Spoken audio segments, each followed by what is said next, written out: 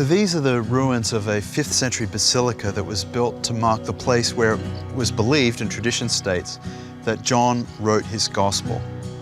At the top of this hill, with a 360-degree view of the surroundings, including the city of Ephesus, where John had such an active ministry. And it's just wonderful to imagine that this gospel, my favorite gospel, was written in this place. It reminds me of what an artist John is. You know, his gospel is so carefully structured. It really falls into 2 halves.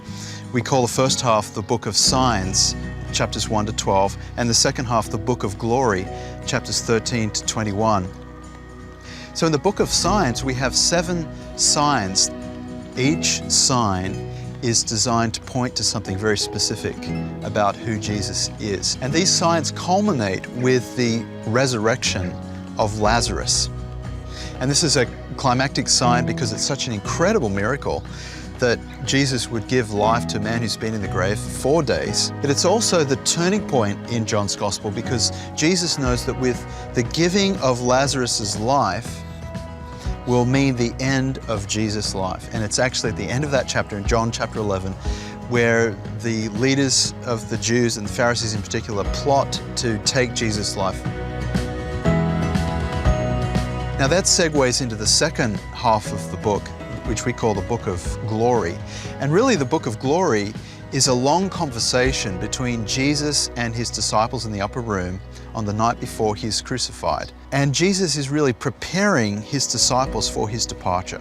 He's going to die, he's going to be resurrected, but then he's going to leave them and ascend to heaven. And he promises them the gift of the Holy Spirit, who will be the counselor, who will instruct them in everything else that Jesus has to teach them. Then we come to chapter 19, where he is put to death, crucifixion. He is the Lamb of God whose blood takes away the sin of the world.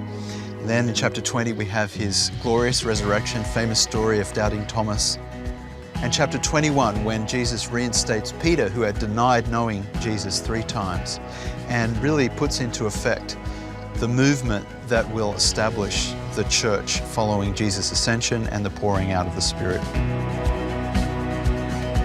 So I just love John's Gospel. I love the way it's crafted, the way it's cleverly put together. We see that John is an artist. His Gospel is beautiful. It focuses on Jesus as the Lord of glory, and it's really fun to imagine all of that being written down right here.